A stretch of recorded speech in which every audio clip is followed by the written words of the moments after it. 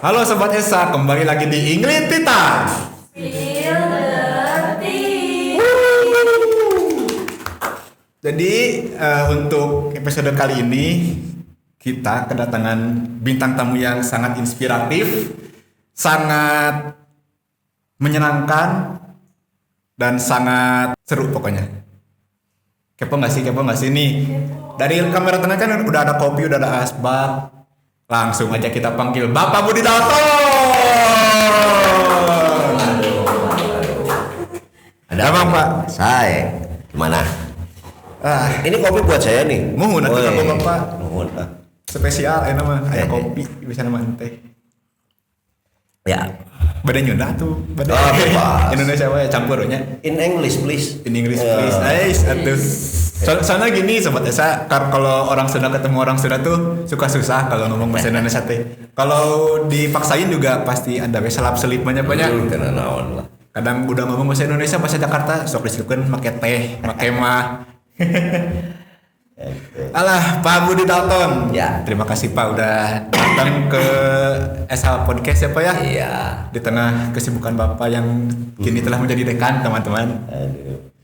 Jantan nama itu kan Sunda deui. Jadi sekarang di Ingrid Pita kali ini kita akan ngomongin kesenian. Keseniannya Pak Budi Dalton. Karena kan kita di FIS nih teman-teman, Fakultas Ilmu Seni dan Sastra.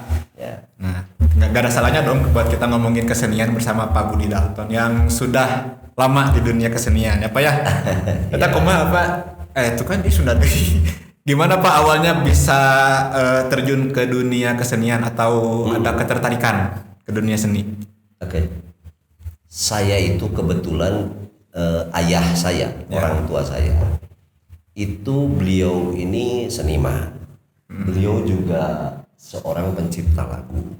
Beliau juga melahirkan beberapa penyanyi pop zaman itu. Ya. Pelatihnya orang tua saya. Orang tua saya juga pemain piano dalam sebuah band, gitu ya. Artinya dunia seni memang ada apa ya? Ada menjadi sebuah keseharian di rumah gitu. Emang sehingga ya telinga saya akrab mukul gamelan, akrab mukul drums, akrab memainkan gitar karena itu ada di rumah semua. Yeah. Jadi awalnya ketertarikannya memang karena alat-alat musik, instrumen waditra Sunda juga ada di sekitar rumah sehingga saya memainkan itu aja awalnya. Yeah. Itu kurang lebih SD. Tapi diseriuskannya kurang lebih tahun 83 ya. 83 84 SD itu saya. Saya dikursuskan sama Bapak, sama orang tua saya, ya. Dikursuskan alat pukul yaitu drum waktu itu, dan gurunya itu almarhum Hari Rusli saat itu. Nah, jadi lebih luas lagi tuh membaca tentang kesenian tuh ternyata banyak ya. Bukan hanya drum, bukan hanya alat-alat yang ada di rumah saya, ternyata lebih luas lagi, komunitasnya banyak. Siap sih. Jadi si ilmunya tuh nggak ngestak di tempat itulah ya. Itu,lah awalnya mah dari situ lah, dari keluarga gitu. Siap. Iya Pak tadi yang Bapak guruna guru dalam siapa bener? Oh, almarhum Hari Rusli. Tak eta. Abi teh kan nonton podcast sareng Soleh Solihun. Oh ya, nah, udah lama. Di situ teh Bapak bilang kalau dari kecil teh udah manggung sama band-band yang usianya tuh jauh sama Bapak. Ya. Nah itu gimana Pak bisa diajakin? Ya, saya jadi begini. Hari Rusli itu punya sebutan untuk kelompoknya yaitu Depot Kreasi Seni Bandung. Jadi orang-orang yang tertarik terhadap seni, mau teater, mau band, mau tradisional apapun ngumpul lah di rumah itu. Di situ. Kalau sekarang kita menyebutnya komunitas. Nah, pada ngumpul di situ, sehingga ada beberapa band yang mereka suka lihat kalau saya sedang kursus drums. Ya. Nah, pada saat band ini pemain drumnya nggak bisa main, lagi sakit atau apa. Nah, saya suka diajak, disuruh gitu. Sehingga saya dari SD memang sudah tidak asing dengan kafe, dengan pub gitu ya. Bari budak letik gitu ya. Main dengan senior-senior. Ya. Tapi dari situ juga ada ilmu yang saya dapatkan karena saya tidak terpatok di dalam sebuah genre musik. Jadi banyak gitu Ya kadang-kadang band yang ngajakinnya dangdut gitu kan, yang ngajakin bandnya art rock, yang ngajakin bandnya pop, apapun lah ya ikut aja. Metal, main. namanya Bapak metal. Itu main tuh. Tapi kalau jadi drummer pengganti mah harus bisa segala ya Pak ya. Soalnya bisa kemana wae gitu. Ya lah. Itu Pak pas diajakin manggung sama band-band yang usianya jauh. Pasti kan harus kalau sama personil yang benernya mah kan pasti ada latihan. Ya. Nah, kan bapak mah kan langsung spontan gitu. Saya spontan sebetulnya saat itu, tapi saya mendengarkan lagunya, diperdengarkan oleh bapak saya. Cak bapak teh tadi dengekeun lagu ieu cenah ge main maneh jeung si itu. Oh nya dangkeun gitu. Tapi itu teh enggak ngulik bapak, cuma ngedengerin aja. Dengerin aja, main malah. Jadi pas di panggung teh pakai feeling. Ya mau tidak mau akhirnya spontan ya feeling gitu. Spontan tuh guys. Jadi buat kalian para member band jangan takut untuk diajakin main sama band-band yang mungkin udah gede atau udah punya nama ya Pak ya. Ya. Karena bisa aja dari situ teh kita tuh bisa dikenal gitu ya Pak ya. Ya satu itu, kedua juga jangan anti mendengarkan sebuah genre musik. Biar kita memang wawasan luas gitu. Biar banyak referensi juga ya Pak ya kalau misalkan nanti mau record lagu atau mau bikin band genrenya apa. Ya. Jadi banyak lah mendengar musik. Nah kan Pak Budi teh orangnya teh kesenian pisannya Pak ya. Waduh. Allah, temen kesenian pisan. Bagaimana Bapak melihat kesenian teh sebagai bagian dari kehidupan gitu Pak? Ya. Sebetulnya tidak ada orang yang tidak bisa lepas dari seni. Ya. Ini anak saya, ini adik saya, mahasiswi, itu dia bercermin ya. Sebelum ke kampus. Ya pantas tanya baju urang, kacamata urang yang ngeyeng tuh, lipen urang warnana naon gitunya. Karena lamun teu pantas ganti deui baju. Artinya itu dia sudah bisa menilai tentang baik dan buruknya terhadap sebuah karya yang dia bikin paling tidak gitu loh. Jadi tidak ada yang tidak keluar dari rasa tidak punya sense of art itu ada di semua orang saya pikir. Cuman tinggal kadarnya kan. Ya. Atau bahkan di dalam dunia musik itu ada yang disebut ritmik atau ketukan. Ya. Ketukan itu satu hal yang menjadi patokan seseorang untuk bermain dan konstan secara tempo gitu. Jadi contoh, kamu ke dokter. Ya. Pinjam stetoskop. Stetoskopnya itu dengekeun ka dieu. Jantung. Teh eta teh ketukan. Ya. Tara jantung teh duk juga beduk gitu tara. Karena lamun dengarnya mana cepat gitu duk tapi jalan kaki ya itu juga ritmik trak kumaha apa cenah nu pincen trak ada ritmik gitu kan ritmik. Tidak ada kalau kita hitung di dalam hitungan kalau kita belajar ritmik di musik ya tetap ada hitungannya itu berapa per berapa gitu. Oh iya notasi sakieu iya bisa dihitung diilmiahkan gitu bisa. Jadi tidak ada sebetulnya yang tidak punya satu sense of art, yang kedua yang tidak melakukan art gitu di dalam keseharian nggak ada. Termasuk nu gelo. Nah, gitu Pak. Nah aku masuk mana nah.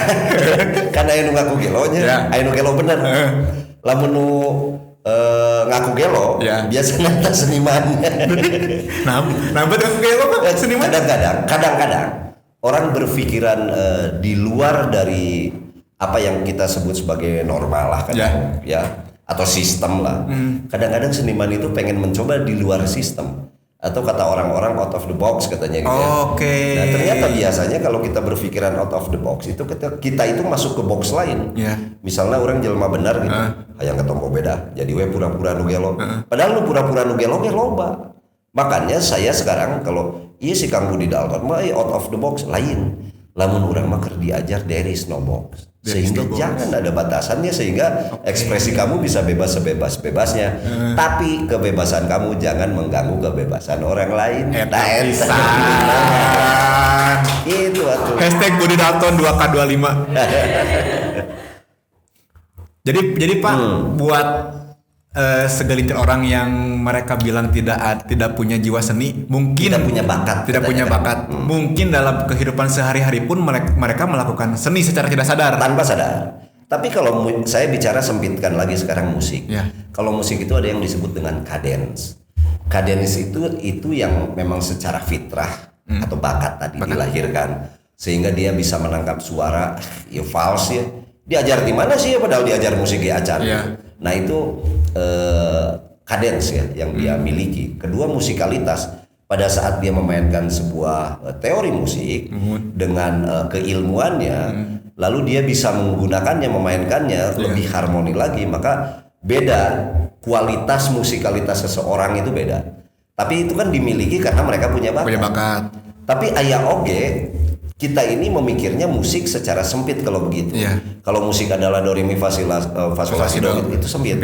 Karena musik itu hakikatnya adalah bunyi.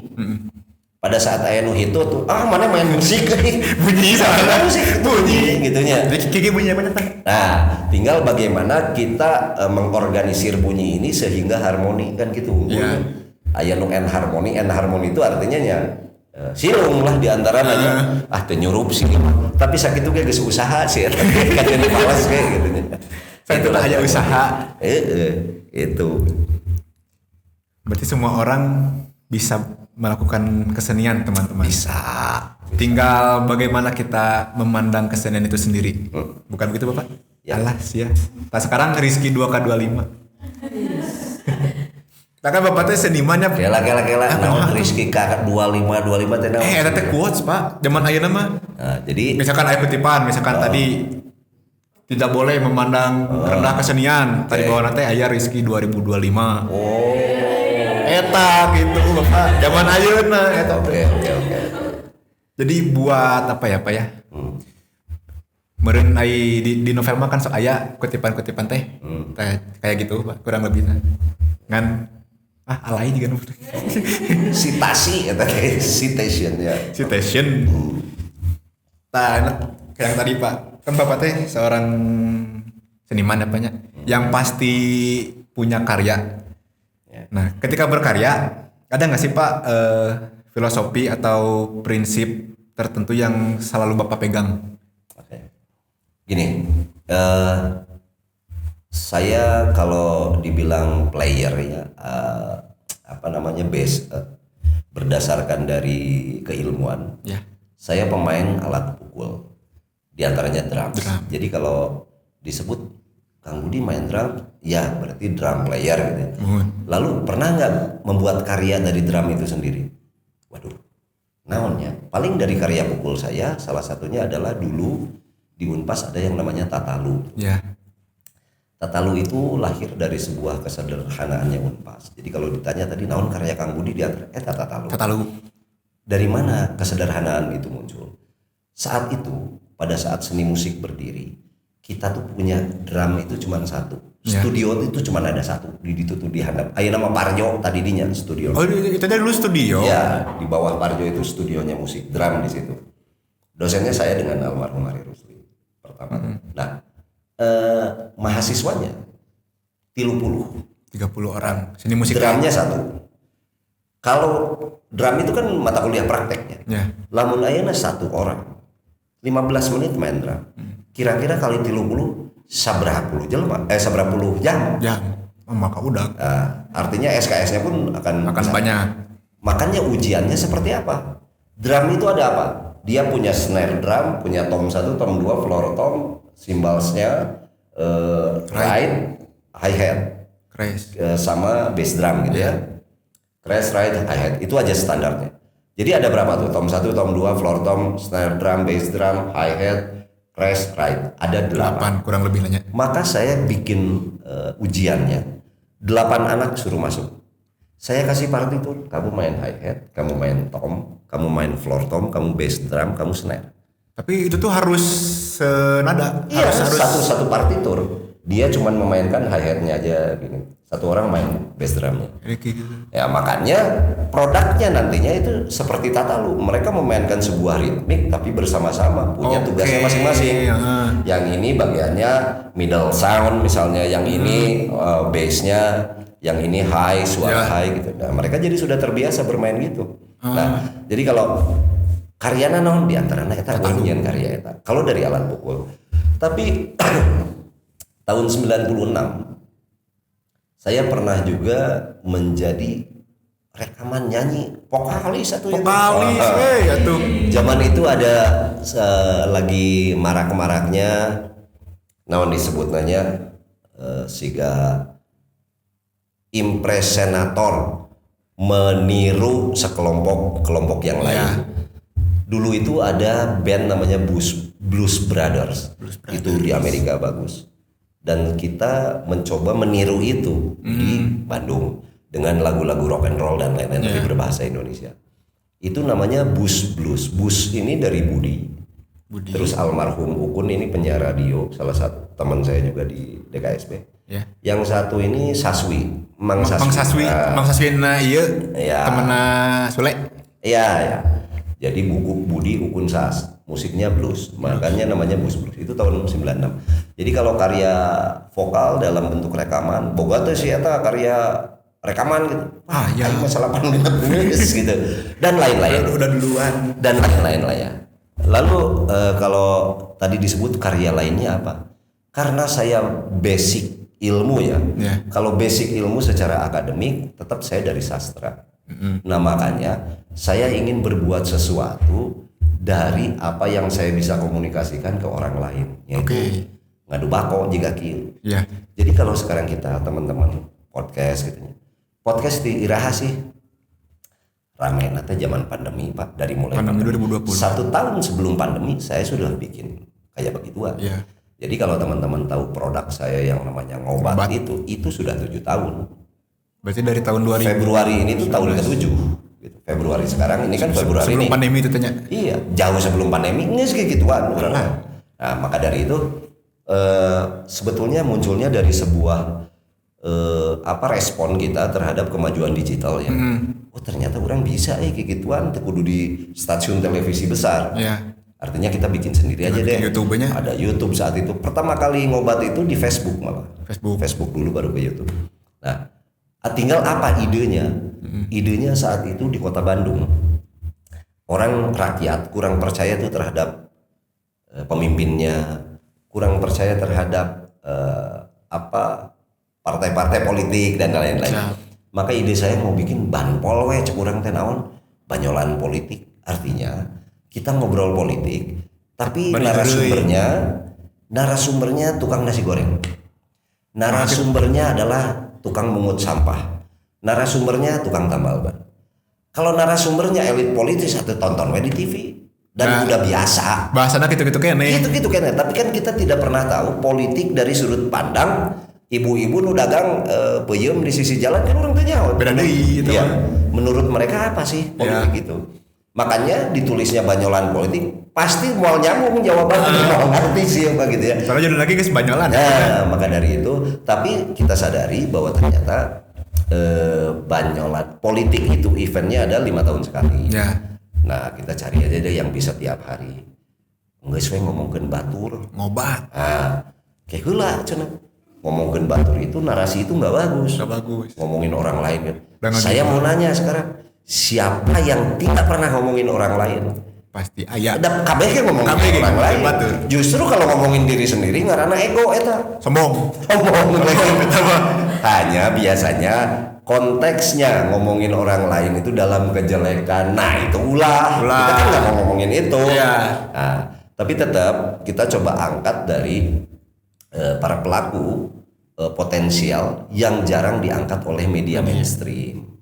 Makanya tiba-tiba bintang tamunya adalah penggali kubur, bintang tamunya adalah supir ambulan, karena kita akan mendapatkan sudut pandang lain dari mereka yang mungkin gak pernah tersorot oleh medianya. Iya, maka dari itu yang tidak pernah diangkat oleh media mainstream. Tapi mereka ini juga turut menentukan kita. Lamun orang maut emang saya norek ngagali kubur, siapa tuh gitu ya kurang lebih.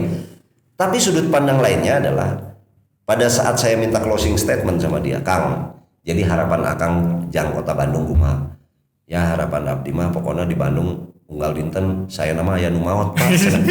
Karena biar dapat kerjaan. Ya, karena nah itu yang saya maksud sudut pandangnya lain. Kalau dia mah kalau ada yang meninggal dia dapat kerja. Maka dia berdoanya juga mudah-mudahan tiap hari ada yang meninggal. Dibanding jeung urangnya mah kadona. Itulah kurang lebih. Jadi kembali lagi Kalau karya-karyanya ya sebetulnya banyak sih, tapi mungkin tidak ada yang monumental ya, belum mungkin saya. Tapi kalau disebut saya kata orang, saya juga pemain film ya, beberapa film itu kalau bisa disebut karya ya, tapi karya di dalam pemeranan, tapi penulis atau sutradaranya belum saya. Gitu. Tapi kela Pak, kan Bapak teh senimannya, kanu musikna ongko, film, terus dosen, sekarang jadi dekan. Apalagi yang Bapak cari? Apa yang Bapak cari? Ya kalau sudah gini, orang itu, kenapa tadi saya pikir saya mencoba there is no box gitu ya, bukan out of the box. Kalau kata orang, carilah tujuan hidupmu gitu ya. Lamun cek urang, justru kalau kita sudah tahu tujuan hidup kita tidak akan pernah berkembang lagi. Bagi saya, Kang, tujuan hidup naon? Bagi saya mah tidak ada tujuan. Sebuah kehidupan bagi saya itu adalah perjalanan. Kalau saya menentukan tujuan hidup saya, maka tidak akan ada lagi episode berikutnya. Misalnya mana rek jadi naon, urang mah guru, tujuan hidup pas geus jadi guru terus rek jadi naon sia beres. Urang rek dagang pulsa we, wah mana teu komit karena tujuan mana gitu nya kurang lebih. Maka bagi saya kehidupan itu adalah sebuah perjalanan. Kalaupun saya diberikan amanah sebagai apa, nyaeta nu kalewatan ku abdi we gitu. Tujuanna naon? Tujuanna mah ngantosan maot we. Sambil senang-senang. Ya, kurang lebih. Berarti kemah lamun misalkan ada yang nanya apa tujuan hidup teh? Jawab ya. Tujuan hidup saya mah sekedar ingin menjalani hidup dengan damai. Nice. Enakeun apanya? Tujuan hidup Anda apa? Kakulon gitu. Kakulon. Di kulon ka mana kawetan. Apa nih udah ada asbak tapi tidak ada asap-asapnya mau ngerokok atau Pak? Saya tuh gini. Ini disclaimer nih ya. Disclaimer. Teman-teman. Jadi rokok itu tidak baik. Tidak baiknya Pak. Bagi yang tidak merokok. Ya, ulah ka bawa. Tapi kalau saya itu agak benci kalau hidup manusia itu stratanya di kotak-kotakan. Ya. Katanya di kita itu ada bisnis kapital besar. Oke. Salah satunya adalah industri rokok. Saking besarnya mereka, saya nih benci. Bencinya itu syirik sebenarnya. Ya. Makanya saya ingin menghanguskan pabrik rokok. Tapi kan jauh di Kudus. Ya saya bakar aja dari sini satu-satu. Sedikit, sabungkus. Satu itu. Kedua, saya itu ingin membuktikan bahwa saya adalah wajib pajak dan taat pajak. Jadi nu bayar pajak mah nunggu dulu. Karena aya cukaina langsung dibayar orang mah gitu. Dari teman intermezzo aja teman-teman. Tapi gitu yang tidak merokok jangan mengikuti. Jangan merokok karena tidak sehat. Bagi yang tidak merokok. Bapak Budi. Dalam menyampaikan pesan melalui karya. Ya. Bapak teh ini nggak sih lebih mengutamakan ekspresi nggak atau sekedar udah ngalir aja gitu tanpa difikirkan matang-matang? Kalau tidak difikirkan matang-matang itu mungkin tidak mungkin ya. Pasti saya coba mikir, mencoba untuk berpikiran matang. Tapi mungkin juga tidak terlalu matang kadang-kadang pada saat ada orang yang tidak setuju dengan pemikiran saya, kan artinya saya kurang matang. Tapi lebih tepatnya sebetulnya saya mengalir aja, karena kita kan tidak pernah tahu juga apa yang akan kita lakukan di depan. Kita berencana apa yang terburuk, tapi berharap yang terbaik gitu ya. Tapi pada saat tidak sesuai dengan rencana kita kan hese. Maka dari itu ya kade kudunya kumaha Pak? Direncanakan ya. Sesuatu lah. Misalnya kalau tidak tercapai kadang-kadang kita kecewa. Ayeuna lamun orang ngobrol apal teu tahu bulat. Tahu bulat tahu. Nah, cuman ayeuna kan digoreng. Ya. Kenapa tahu bulat itu digorengnya dadakan? Biar masih panas. Ya. Bukan. Kenapa Pak? Karena kalau direncanakan biasanya terjadi. Jadi naon Pak? Jadi dadakan. Jadi dadakan. Direncanakan. Pasana hungkul lah. Antara jadi direncanakan. Tapi dapat kalau misalkan Kan suka ada ya Pak ya, yang bikin karya teh pas ditanya kenapa bikin karya ini atau apa alasan bikin karya ini, kadang dia jawabnya teh nggak tahu, ini mah spontan aja. Nah itu gimana tanggapan Bapak tuh? Gini, kalau di dunia seni kan ada juga yang gini, yang melukiskan sesuatu itu kita sebut aja abstrak. Ya. Gitu ya.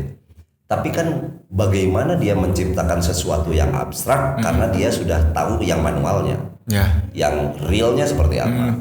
Kalau tiba-tiba ada seseorang menciptakan sebuah karya yang abstrak, kela mimitinah lah di mana? Artinya kalau di dalam sebuah pengkaryaan itu kan tetap harus ada pertanggungjawaban karyanya. Perkara karyanya tidak nyambung dengan apa yang dia presentasikan atau narasikan, mungkin itu masalah kecerdasan berpikir dalam membuat karyanya. Tapi saya yakin siapapun yang membuat karya itu pasti punya pertanggungjawabannya karyanya, walaupun sesederhana tadi. Yang gua mah mengalir aja deh. Eta teh ide mana teh mengalir gitu lah kurang lebih. Seperti orang, saya akan menciptakan karya untuk saya tidak berpikir. Eta ge dipikiran. Eta kayak mana keur mikir. Nah, eta hese nya. Berarti tidak ada karya seni yang tidak dipikirkan lebih dulu. Ya pasti dipikirkan dulu lah. Gitu. Walaupun dipikiran lagi sekenanya. Mikir kieu. Ya kadar orang itu kan beda-beda Bang. Tapi kalau untuk seni ya kita sulit kalau menyebutkan ini baik tidak baik. Gitunya daya lah. Semua karya seni harus kita hargai. Kayak di musik gitu. Ini jelek atau bagus nggak ada. Atau si mah senior atau dah jadi halus, si mah junior, tidak ada. Gak ada yang kayak gitu. Di musik tidak ada junior senior, yang ada mayor minor. Mayor minor cheese-nya. Cheese best. Balik lagi ke tadi Pak. Apa tuh? Musisi ongkoh, aktor, seniman. Dari semua bidang seni yang Bapak geluti, asik geluti. Yang mana Pak yang memberikan kepuasan batin buat Bapak? Sebetulnya semua kalau kita sudah menganggap seni itu bagian dari kehidupan, maka bentuknya apapun ya diterima, harus bisa maksimal. Saya dulu pernah punya sebuah grup band, namanya Kelompok Suara Parahyangan. Saya pernah tergabung di band itu, KSP namanya. KSP. Kemarin ini baru seminggu yang lalu beliau ini ulang tahun yang ke-46 band. Lalu saya diajakin main, padahal saya terakhir main dengan mereka 2000 belasan lah ya, 2013 mungkin 2011. Segitu ya. Artinya enggak 2009 sampai belasan gitu. Artinya saya udah lama nggak main dengan mereka. Terus tiba-tiba saya diberi penghargaan untuk ikut main. Semua yang pernah tergabung di dalam band itu diundang karena 46 tahun. Lalu saya main dan saya nanyain saya lagu apa. Saya tetap harus bisa maksimal walaupun sudah lama saya nggak pegang drum. Gitu. Maka dari itu di sebuah karya apapun, misalnya saya dilibatkan waktu itu tiba-tiba Kang pameran lukisan lah. Aduh. Rek ngaku lain pelukis, osok drawing, suka gitu ya. Hanya mungkin orang berlebihan menganggap saya seniman lukis, padahal bukan. Tapi diajakin ya udah saya ikut semaksimal mungkin saya bisa gitu. Kang main teater, ayo. Main film, enggak, gini kan. Ya akhirnya apapun yang saya kerjakan di dalam dunia seni tentunya semaksimal mungkin yang saya bisa. Apapun bentuknya ya Pak. Apapun lah, naon lah. Karena udah jadi bagian hidup Tea. Udah cinta masih saya Pak ya. Di dalam dunia seni, satu-satunya yang belum pernah saya menyelam ke dalamnya apa? Apa sih? Air seni. Nah saya belum pernah menyelam di air seni Pak. Seni yang lain mah udah. Gede Pak, air seni Pak. Gede nya. Mau jaya di naeta. Palong cai ki. Aduh. Iya jalan serikeun geura ini. Aduh kru ini. Parahnya Pak ya. Iya Budi Dalton nih berani-beraninya hei. Yang boleh ketawa di sini host. Karena sedang mewawancara beliau. Tapi Pak kan Bapak dari di sini udah lama ya. Pernah ini nggak Pak? Pernah ada nggak di Bapak di dunia seni itu udah lama. Ada ini nggak Pak? Pernah ngerasa jenuh atau bosan? Pasti. Bosan itu di dalam sebuah produk seni. Bosan kan ya. Pindah ke sebuah produk seni lain lagi. Bosan lagi. Tadi misalnya di dunia teater, Gila aduh bosan wae bacaan naskah gitu dan lain-lain. Pindah. Main musik anger we di nu seni tapi gitu. Ente misalnya aduh bosan saya di teater Dagang bala-bala. dagang pulsa enggak gitu.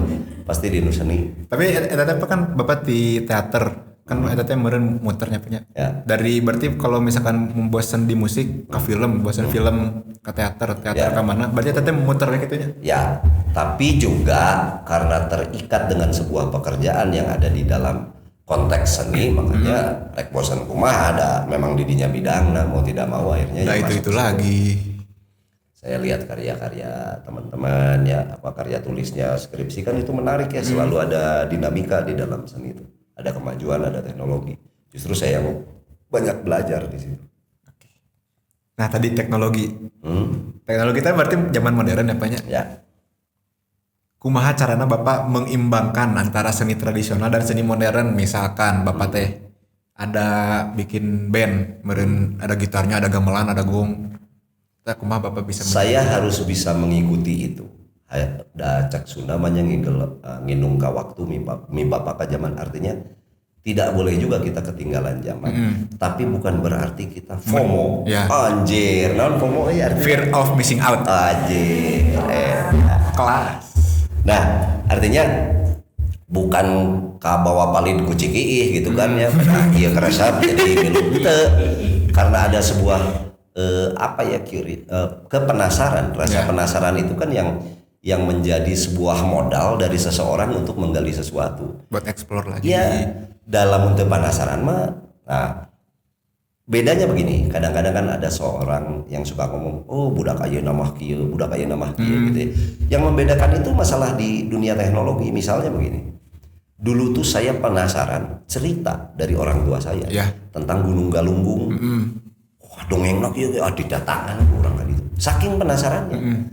Sekarang kan ngupload di TikTok, halo guys, gue lagi di Gunung Galunggung nih, sekali jadi teu penasaran. Makanya pecinta alam jadi rada kurang karena segala sesuatunya udah bisa dilihat di media, udah bisa diakses secara mudah. Ya, tapi kalau bagi saya pribadi mengikuti zaman tadi itu juga satu hal yang penting, apalagi kalau kita sebagai dosen. Abdi kapungkur ada mahasiswa drum, gitu ya. Lalu saya bilang begini, ini lagu ini dengerin, tulis partiturnya. Mereka harus menuliskan partitur. 2 minggu kumpulin di saya. Siapa? Eta zaman baheula tuh, zamannya Kang Magi Rif tuh, mahasiswa sini dulu, mahasiswa pertama ya, dan lain-lain lah teman-teman. Lalu sekarang saya mengajar, kamu dengerin lagu ini, tuliskan partiturnya 2 minggu. Nah, 2 minggu 15 menit guys datang jeung perin-perinana. Anjir, mana pinter dia yang pinter atau saya yang bodoh? Ternyata ada sebuah software, sebuah aplikasi yang dengan mudah untuk menuliskan itu menjadi sebuah partitur kan. Maka dari itu saya harus ngerti dulu gitu. Pakai AI benernya. Mungkin gitu kan. Yang saat ini ya betul, yang sekarang AI atau apapun. Makanya teknologi ya mau tidak mau menurut saya menjadi salah satu bagian penting juga untuk membuat sebuah karya ya, agar kita tidak ketinggalan begitu. Tapi bukan berarti yang analog ini juga dianggap ketinggalan, tidak juga. Karena yang analog ini lebih bobot nilai pengalaman seseorangnya akan lebih matang di situ. Gitu. Jadi intinya jangan meninggalkan zaman dulu demi zaman sekarang. Asik. Itu quotes lagi nggak? Nggak usah. Biar banyak gitu. Ya banyak. Iya. Perbanyak quotes sugane payu. Sekarang apa nih? Bagaimana Bapak melihat perkembangan dunia seni di Indonesia atau bahkan di dunia, Pak? Ya. Yang baru-baru ini aja ya. Yang lagi viral. Lagi trending. Saudara-saudara kita yang membuat karya dan tiba-tiba karyanya dipredel, dihabisi gitu ya. Dibungkam kebebasan bersuara, berpikir, bahkan karya. Apa ya, teman Sukatani yang lagi ramai, atau sebelumnya pameran lukisan di Jakarta. Nah, ini mengingatkan saya kembali ke tahun dulu ya, 90-an itu kita memang dibatasi seniman. Jadi karya-karya yang kurang lebih dapat menyinggung kebijakan-kebijakan pemerintah biasanya cuma ditampilkan di kelompok kecil komunitas. Tapi pasca itu kan, pasca 98, pasca reformasi ini sangat terbuka, sehingga kebebasan ekspresi itu sangat dihargai, lebih terbuka, kritik, saran apapun diterima. Tapi ini kejadian lagi nih sekarang. Jadi maksud saya dengan adanya teknologi zaman sekarang ini malah jadi khawatir itu ketidakfahaman dari pihak yang sedang dikritik tadi. Padahal kan orang itu memang lewat media tuh multi interpretasi ya, apalagi WhatsApp misalnya. WhatsApp itu kita sulit membaca ekspresi orang yang menuliskan. Eta teh bahaya. Teman saya, ini harus kita lihat dari pengalaman. Teman saya, Kang Bayu, lulusan teknik di sini, Unpas. Beliau ini menyewakan genset, perusahaan besar tuh, sewa genset. Kalau ada event tuh ada genset punya Kang Bayu. Salah seorang temannya itu anak muda dia, IO, mau sewa gensetnya. Kang, sewa genset tanggal 14, gitu kan? Karena tanggal 14 itu udah penuh. Ku Kang Bayu tadi jawab seep, dari seepnya. Pada saat tanggal 14 itu datang, anak ini sambil marah-marah nelfon Kang Bayu. Kumaha ta Pak? Ya, Kang mana ya teh? Alat teh can datang gitu. Lah, kan cek urang seep. Hah? Dibaca di WhatsApp. Anak ini kan anak kekinian, dipikirna si Kang Bayu teh nulisna sip cenah. Padahal seep eta maksud. Eta bahaya. E-nya ada 2 jadi sip. Nah, itu kan beda apa ya? Beda dunia dalam menulis. Maksud si Kang Bayu seep, ari maksud si Akang ieu sip gitu ta. Ini kan bisa jadi beda pemahamannya gitu. Itulah kirang langkung. Ya, tapi intinya kudulah ngegelan teknologi malah. Harus mengikuti lah banyak. Bapak Budi seorang seniman, pasti pernah mendapat kritikan. Tentu. Bagaimana Bapak menyikapi kritikan tersebut? Loh, kalau saya kan sebetulnya orang terbuka. Kadang-kadang ada orang yang dikritik itu dia bersikeras dengan argumennya. Lamun cek orang Islam abdi mah meureun tabayun heula. Nanya bisi benar gitu. Jadi ada sebuah anekdot yang menjadi satu ilmu buat saya. Waktu saya lihat di meme namanya ya, di meme. Itu tiba-tiba ada gambar 2 orang begini. Lalu di tengahnya ada gambar begini. Kalau dari sudut pandang saya ini angka 6. Gitu kan? Tapi kamu akan selalu bilang ini 9. Nepi iraha ieu moal bisa papanggih. Kecuali kita coba lihat dari sudut sana. Iya bener salapan gini. Nah, maka pada saat saya mendapatkan kritik itu, saya akan mencoba berpikiran dulu sebagai orang yang mengkritik saya. Memposisikan diri dulu. Ya, kalau saya tetap berargumen moal beres-beres. Dapat gas-gas teh aja. Itu, maka dari itu kalau bagi saya sebuah kritik itu adalah upaya ya untuk mengingatkan seseorang seniman seperti saya ini untuk tetap tidak, mungkin tadi balik lagi, tidak mengganggu kebebasan orang lain lah, itulah kurang lebih. Si ieu teh dan si tidak ada box teh. Bisa ada banyak. Paling Pak. Ada pesan untuk generasi muda yang ingin terjun mengikuti jejak Bapak di dunia seni. Gini, kalau saya lihat ada naik turun dinamika di dalam kehidupan untuk menjadi sebuah karya. Kadang-kadang orang kecewa menemukan sebuah kegagalan. Orang yang jadi si itu, jadi si ulah. Kalau menurut saya harus jadilah diri sendiri. Yang perlu diingat di dalam kehidupan itu adalah tidak ada orang yang sukses yang tidak punya masa lalu, atau tidak ada orang yang gagal yang tidak punya masa depan. Maka jalan terus. Apapun yang terjadinya. Apapun. Jadi jangan pengen pisan kayak Iwan Fals, jangan pengen pisan kayak Noel Gallagher ya. Boleh kayak Iwan Fals, tapi tanya ke Bang Iwan, seberapa ratus kali gagal baheula. Pasti dia pernah. Pasti gagal. Atau kepada orang yang gagal. Pernah tuh mana sukses baheula? Pernah pasti. Pernah. Apapun, dunianya apapun. Iya. Gitu ya. Cuman pada saat itu kesempatan tidak mendukung dia sehingga dia gagal. Tapi pasti dia pernah mengalami sukses. Sukses di dalam naon, di dalam mau kaset misalnya. Itunya di dalam hacker atau pokoknya pernah sukses we sih eta. Di dahar darmaji bener. Naon we pokoknya mah. Itu Sukses. kurang lebih Jadi mah. sukses itu bisa diartikan apa aja. Ya. Banyak. Tidak selalu kekayaan atau Oh, tidak. keberhasilan lah intinya mah. Terakhir Pak ini Mas. Apa? Jika harus menggambarkan seni dalam satu kata, Indah. kata apa yang bakal Bapak pilih? Seni dalam satu kata. Ya. Hidup. Kenapa Pak? Ya, balik lagi alasan yang awal. Tidak ada seni yang tidak terlibat di dalam kehidupan kita. Jadi hidup. Kalau saya kesenian itu indah. Indah. Karena sejak kecil saya emang dibawulan ku musik. Darso, Pak. Kalau saya bukan begitu. Kumaha? Kenapa saya ngomong bahwa seni itu hidup? Karena dulu juga saya suka turun ke jalan, Oke. suka ikut aksi, dan saya suka meneriakkan hidup seni, maka seni. Makanya hidup, ya banyak. Berarti hidup reformasi, berarti reformasi nah hidup. Ya, gitu. Oke, teman Esa. Kok teman Esa? Sobat Esa. Sobat Esa. Seru sekali ya berbincang-bincang bersama Bapak Budi Dalton yang ternyata sudah lama berkecimpung di dunia seni. Saya jadi pengen seperti Bapak Budi teh. Jangan kamu jadi kamu sendiri. Sanes maksudnya teh ieu na jejakna perjalanan. Mangga. Perjalanan saya pengen banget kayak Pak Budi karena tadi perjalanan hidup Pak Budi teh emang seni banget. Apanya?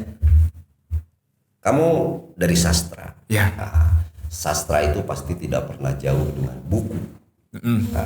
Baca novel. Kamu pernah baca buku Supernovanya Dewi Lestari? Tidak pernah. Nah, Bacaan kamu Dilan saya mah. Cari Supernova tulisannya Dewi Lestari yang kedua. Judulnya tuh Akar kalau nggak salah Supernova. Supernova Akar. Nah itu tentang perjalanan saya dulu. Pernah dituliskan oleh seorang novelis. Hai. Berarti bisa diabadikan apanya? Itu tuh beneran jalan hidup Bapak. Iya. Tidak ada yang dirubah-rubah. Ada yang Nama karakternya bener. ya satu karakter, dua memang perjalanan waktu saya di Asia Tenggara 4 tahun lah. Saya masuk sini kan 99. Ya. Lalu tiba-tiba muncul lagi di absen mengajar itu 2004. Nah, antara tahun 99 ke 2004 saya di Berkelananya. ya, itu dituliskan sama Dewi Lestari. Oke. Terakhir Pak penutupan. Hah? Tirus heula tuh Pak. Oh, oke. Treng. Kela. Terima kasih Sobat Esa telah menyaksikan ITT episode 10 bersama Pak Budi Dalton. Sampai jumpa lagi di episode selanjutnya. Ingliti time. Spill the tea.